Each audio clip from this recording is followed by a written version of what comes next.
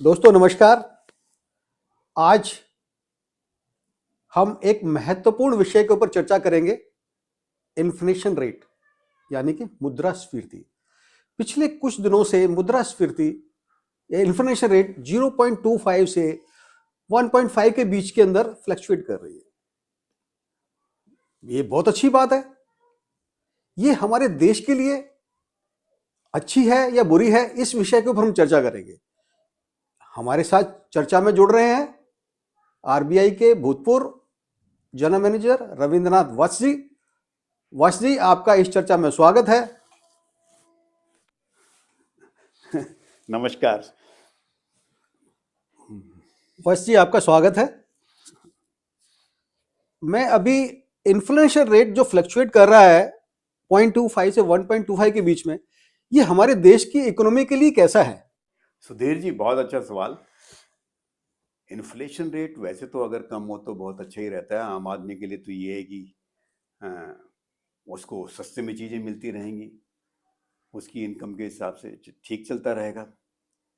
लेकिन इकोनॉमी के हिसाब से या आम आदमी के हिसाब से ये शायद ठीक ना हो, स्पेशली जो डेवलपिंग इकोनॉमीज हैं जैसे कि हमारा देश है।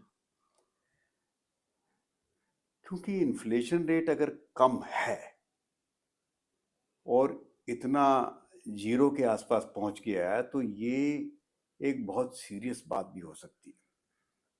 ये एक इंडिकेशन देता है कि इकोनॉमी में कहीं ना कुछ प्रॉब्लम है। चाहे वो प्रोड्यूसर की हो सकती है कि प्रोड्यूसर जो है ज्यादा प्रोड्यूस कर पा रहा है।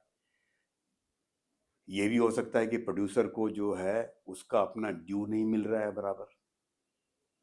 ये भी हो सकता है कि लोगों की इनकम ही बहुत कम हो and they are not able to afford, तो इसलिए वो खरीद ही कम रहे हैं। तो ये कहीं ना कहीं जो है ये इशू है और ये इंडिकेशन देता है।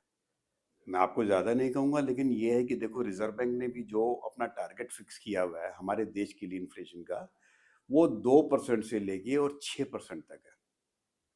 हम आइडियली एक डेवलपिंग इकोनॉमी में 3-4% को आइडियल मानते हैं।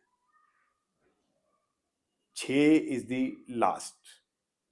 तो इसलिए जो है जीरो से नीचे जाना या जीरो के आसपास रहना वो बहुत सीरियस है। और मैं आपको ये बता दूं कि ये जो इन्फ्लेशन रेट जो 0 से 1.5 बताया है, ये एवरेज है।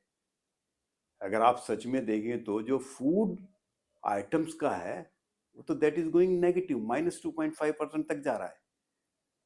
तो कहीं ना कहीं कुछ इश्यूज हैं, क्योंकि अगर ये ज्यादा दिन चलता है तो देयर कैन बी प्रॉब्लम्स। वत्स जी, आपने अभी बताया कि इन्फ्लेशन रेट इकोनॉमी को किस तरह से इफेक्ट करती है। आप हमारे दर्शकों की जानकारी के लिए ये बताएं कि ये इन्फ्लेशन रेट एक कॉमन मैन को किस तरह से इफेक्ट करती है। सुधीर जी, बहुत अच्छा सवाल। कॉमन मैन को कैसे अफेक्ट करता है? देखो, अगर लोगों की इनकम कम है तो वो लोग चीजें कम खरीदेंगे। अगर प्रोड्यूसर को उसका पूरा ड्यू नहीं मिल रहा है तो वो प्रोडक्शन कम करेगा। तो जब प्रोडक्शन कम होगी तो नेचुरली अनएम्प्लॉयमेंट बढ़ेगी।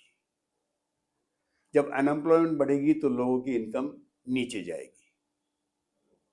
नीचे जाएगी तो देयर कैन बी ले offs in the private sector also. ये हो सकता है कि इस सेक्टर में किसी में बढ़ जाए, किसी में घट जाए, लेकिन ओवरऑल अगर आप मैक्रो लेवल पे लेंगे तो वो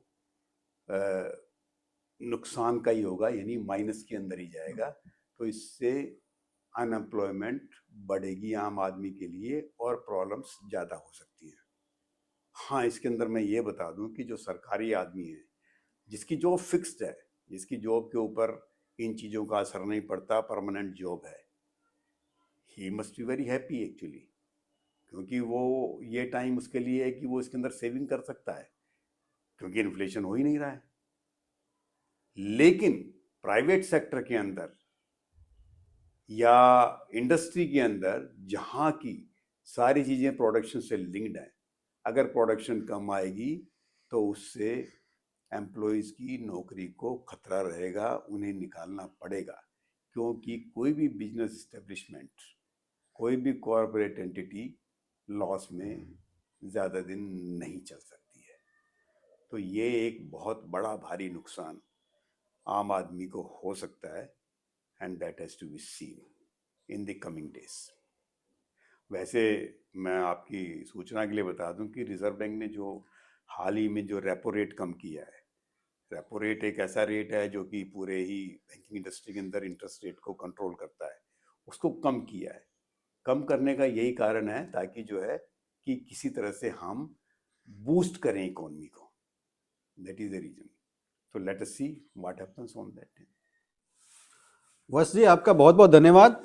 आपने हमारे दर्शकों को इन्फ्लेशन रेट के बारे में इतने सिंपल तरीके से समझाया। मैं जानता हूँ इस जानकारी से दर्शकों को बहुत फायदा पहुंचेगा। हमारे स्टूडियो में आने के लिए आपका बहुत बहुत धन्यवाद। दर्शकों, फिर अगले सत्र में मिलेंगे आपसे फिर किसी नए महत्वपूर्ण विषय के साथ। तब तक के लिए नमस्कार।